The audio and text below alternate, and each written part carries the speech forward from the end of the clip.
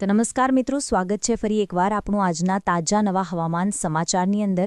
ગુજરાત રાજ્યના વાતાવરણમાં પલટા આવવાને લઈને લગાતાર માહિતીઓ સામે આવી રહી છે. તેની વચ્ચે વરસાદો શરૂ થઈ ચૂક્યા છે ગુજરાત રાજ્યની અંદર.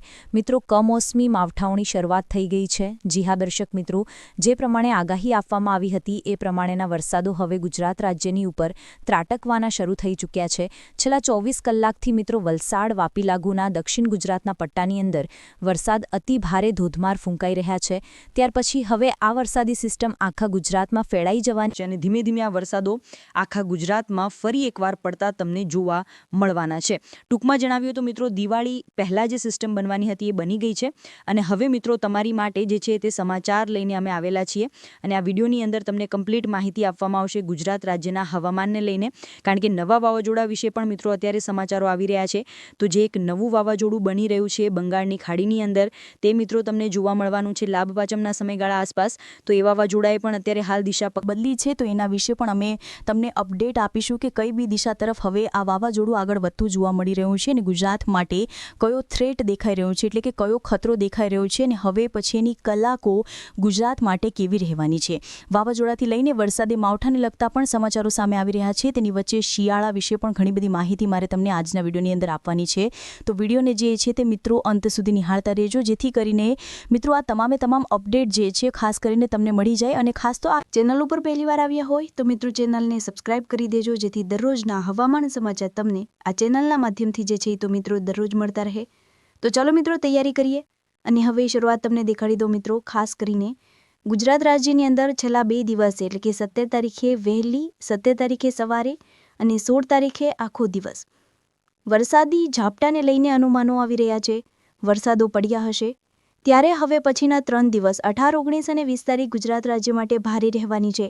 18 તારીખે ધનતેરસનો તહેવાર છે, 19 તારીખેથી કાળી ચૌદસ અને 20 તારીખે દીપાવલી એટલે કે દિવાળીનો તહેવાર.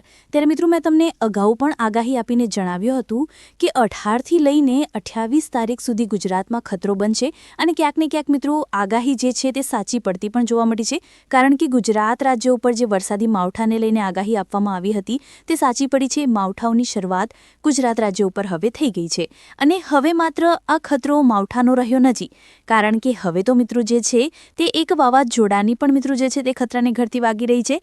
તેના માટે પણ ગુજરાતવાસીઓએ તૈયાર રહેવું પડશે, કારણ કે લાઈવ દેખાડ્યું 25થી 26 તારીખની રેન્જમાં એટલે કે લાભ પાંચમના સમયગાળા આસપાસ ખૂંખાર અતિભારે વાવાઝોડું અહીંયા જોયેલો મિત્રો તો બંગાળની ખાડીમાં પાવર બનાવતું જોવા મળી રહ્યું છે, એટલે કે અહીંયા ભ્રમણ કરતું જોવા મળી રહ્યું છે. અને આ જ વાવાઝોડું ક્યાંક ને ક્યાંક તહેવારો બગાડી શકે.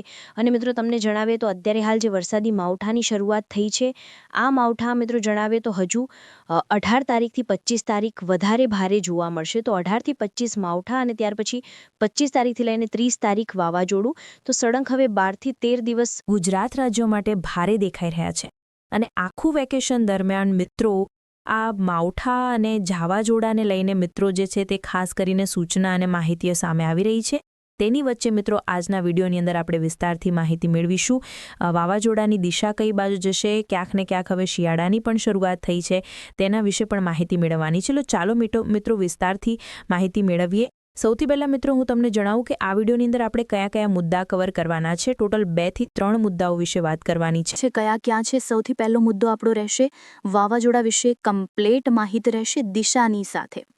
બીજો મુદ્દો આપણો રહેશે વરસાદ, કે કયા કયા ભાગોમાં આજે અને આગામી 24 કલાક વરસાદ પડશે એ કોઈ એક ગામનું નામ લઈને તમને મિત્રો જણાવવામાં આવશે. અને ત્રીજા નંબર પર જનરલ માહિતી આપીશું કે હવે આગામી 10 દિવસનું હવામાન ગુજરાતનું કેવું રહેશે. શિયાળો શરૂ થઈ રહ્યો છે તો એના વિશે પણ થોડી ઘણી માહિતી છેલ્લે આ બીજા નંબર ઉપર મેળવીશું. તો ચાલો મિત્રો પહેલા નંબરની શરૂઆત કરીએ અને વાવાઝોડા વિશે વાત કરીએ કે વાવાઝોડાને લઈને શું માહિતી કઈ બાજુ જઈ રહ્યું છે, ક્યાંથી ક્યાં વાવાઝોડું બની રહ્યું છે, જાણવું જરૂરી. તો શરૂઆત કરીએ. તો મિત્રો જોઈ લો, સૌથી પહેલાં તો આ વાવાઝોડું 25 તારીખની આસપાસ એટલે કે 25થી 26 તારીખની રેન્જમાં અહીંયા હાલ બંગાળની ખાડી નજીક એક સર્ક્યુલેશન કહી શકો, એક પ્રેશર અને દબાણ બનાવતું જોવા મળી રહ્યું છે. ત્યાર સુધી મિત્રો 25-26 તારીખ સુધી આ સિસ્ટમ વાવાઝોડાની સિસ્ટમ બનતી નથી, પરંતુ 27 તારીખે અચાનક તમે જોશો તો આ બંગાળની ખાડીની અંદર આ એક આંખ દેખાય